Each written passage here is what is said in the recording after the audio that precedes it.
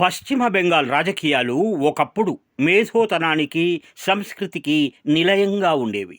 కానీ మమతా బెనర్జీ పాలనలో రాక్షస బెంగాల్గా మారింది. మమతా బెనర్జీ దుర్మార్గ పాలనకు సంబంధించిన టాప్ 10 అరాచకాలు ఇప్పుడు ఒకసారి పరిశీలిద్దాం. ఎన్నికల హింస, 1600 అరాచకాలు. గత అసెంబ్లీ ఎన్నికల ఫలితాల తర్వాత బెంగాల్లో మున్నెన్నడూ లేని విధంగా హింస చెలరేగింది. అప్పట్లో బీజేపీకి ఓటేసినందుకు వేలాది మంది ప్రజలను ఇళ్ల నుండి తరిమివేశారు.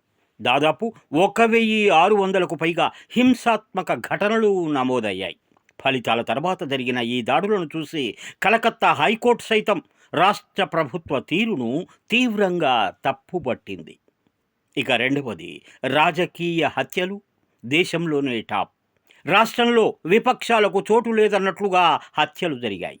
గత 5 ఏళ్లలో వందలాది మంది బీజేపీ మరియు ఇతర విపక్ష కార్యకర్తలను దారుణంగా హత్య చేశారు.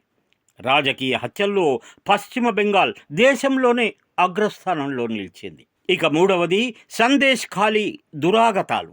మమతా బెనర్జీ పాలనలో మహిళలకు రక్షణ లేదని చెప్పడానికి సందేశ్ ఖాళీ ఒక నిదర్శనం. స్థానిక టీఎంసీ నాయకులు షాజహాన్ షేక్ మరియు అతని అనుచరులు అక్కడి పేద గిరిజన మహిళలపై సంవత్సరాల తరబడి సాగించిన లైంగిక దాడులు, భూ కబ్జాలు దేశాన్ని ఉలిక్కిపడేలా చేశాయి.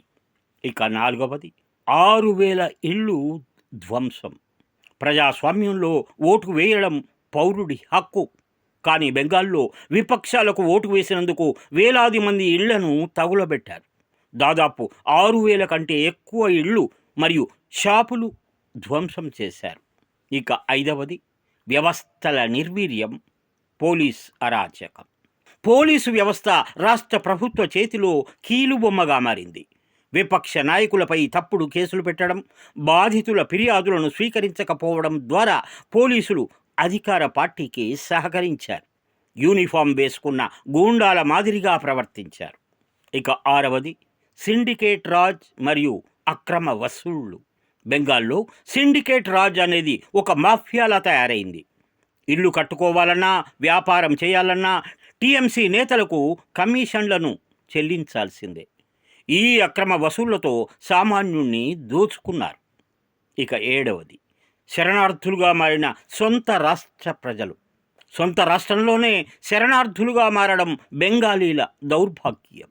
ప్రాణ భయంతో వేలాది మంది ప్రజలు అస్సాం మరియు ఒడిస్సా వంటి పొరుగు రాష్ట్రాలకు వలస వెళ్లాల్సి వచ్చింది. ఇక ఎనిమిదవది, మైనార్టీ ఓటు బ్యాంకు రాజకీయాలు.